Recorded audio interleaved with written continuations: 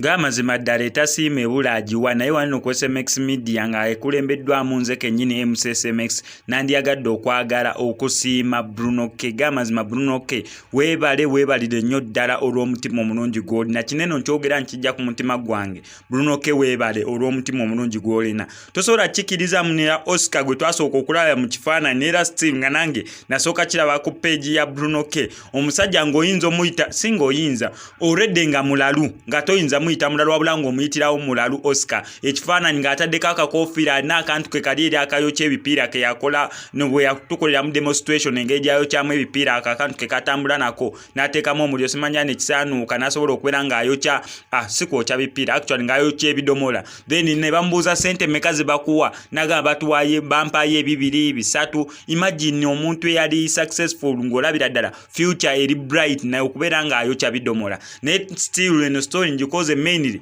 nga njagala okwebaza Bruno K. nti Bruno K. weebale nnyo Bambi olw'omutima omulungi. Bantu bangi nnyo abalinga gwe, in fact bantu bangi n'abakusinga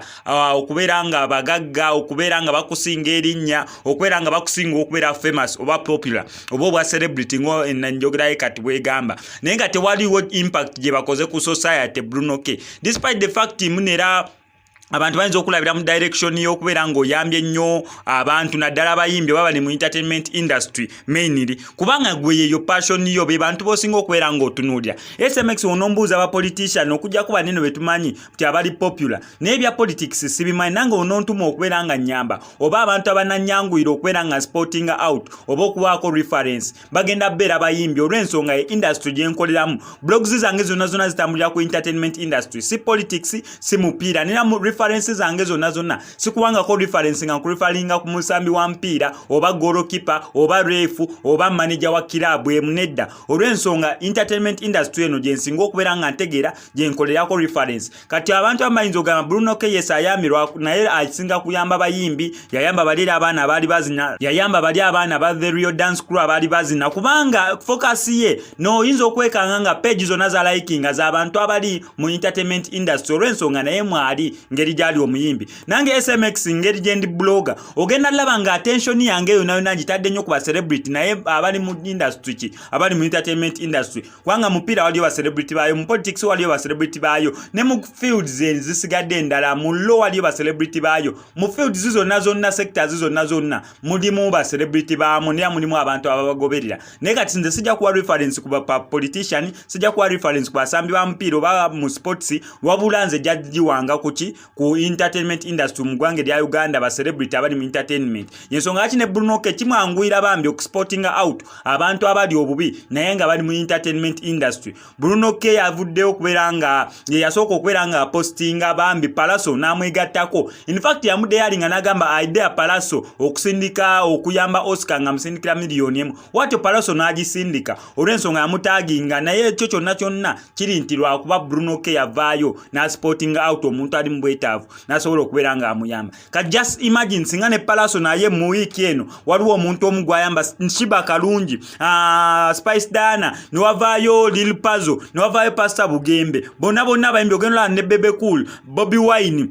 bakuba basinga already babadde bakikolanga ekyokuyamba. Kati nga Bobby Wine ekyo si mawulire mapya okubeera nga ayamba aguzenga ebintu by'abakyala okubeera nga bazaala ennyimba aziyimbye. Bebe Cool na Golden Heart Foundation etwala abantu okubeera abaana naddala okubeera nga batereeza oba bakola sajjale ku mitima bantu bangi. Spice Dana toyinza mubuusa maaso mu bayimbi avuddeyo okubeera nga bayamba ate bo nga bayamba mu general public oba nga bayamba fields zonna nga tebasosodde oba eno ya entertainment oba onali mu bwetaavu bwakinedda bayamba muntu wa wansi. Naye singa n'abayimbi abalala sina bayimbi ba celebrity abalala gw'owulira amunira ku page yo posting akafaananyiko no captioninga bannange at Middle East restaurant ebyo byonna tetuganye you are enjoying your life. Ne watifu ng'opostinze omuntu ali mu bwetaavu kubanga abantu abali willing okubeera nga bayamba bo gye bali bangi Mukama Katonda be yasaako ekisaace ne bafuna ssente ate nga bali willing okubeera nga bayambako. Just nkankwera reference oba example kono Oscar Bruno K. avuddeyo musajja wattu ye mbusobozi bwe amugjeeyo amuyambyeko kyamuyambye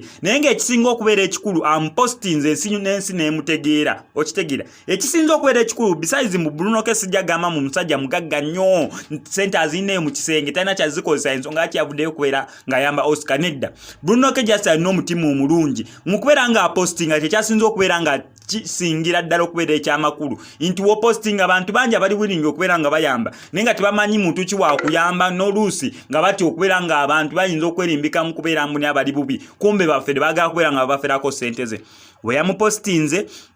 ababloga ne twongerezaako eddoboozi lyaffe Oscar bamuwadde ba producer babiri bamuwadde ennyimba okuli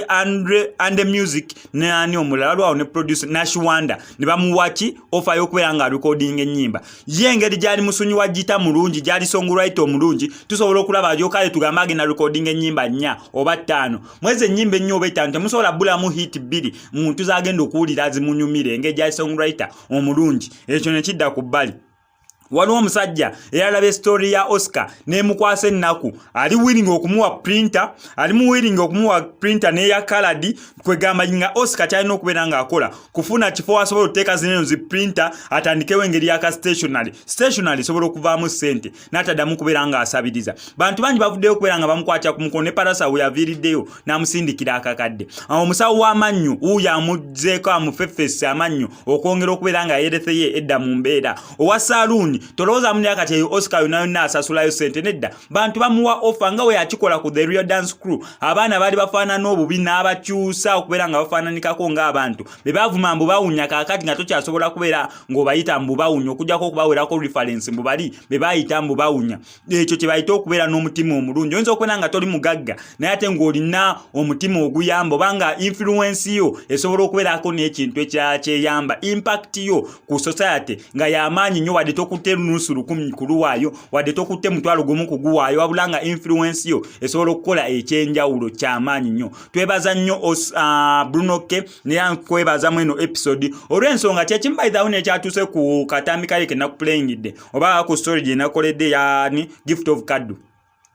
Kadu abantu bamusekeredde mbu ali mukubeera nga atunda binyeebwa asimanya alitunda buchipsi buchichi kyobo nedda temusekerera ekisooka ate Gift of Kadu ekintu ekyakikola ate nga ali proud kyekisinga okubeera ekikulu passion ya mu driving okubeera nga venturing mu eyo business so business agikola nga ali proud yensonga kina mukozeeko story nga simu kumujeregerera BwOmuyimbi bannanga atunda binyeebwa nedda wabula okumuwa amaanyi n'okwongera okutegeeza abantu bwe basanga snacks eziriko gifted snacks manya mbweza Gift of Kadu obeera ogenze mu supportinga oba sente zigenda kuddawe mu kifo ky'okubeerawo noweefuula wakabi nze ndi muyimbi nze ndi celebrity naye nga waggwako tokyafuna show ne sente zigenda okulikodinga mu studio tozirina nezijjayo oluyimba osobola olupromotinga tozirina ezikola video tozirina weewoza amabanja buli wamu bakubanja ate ogane n'okutunda ebinyeebwa kati Gift of Kadu abeera akusingira wala nnyo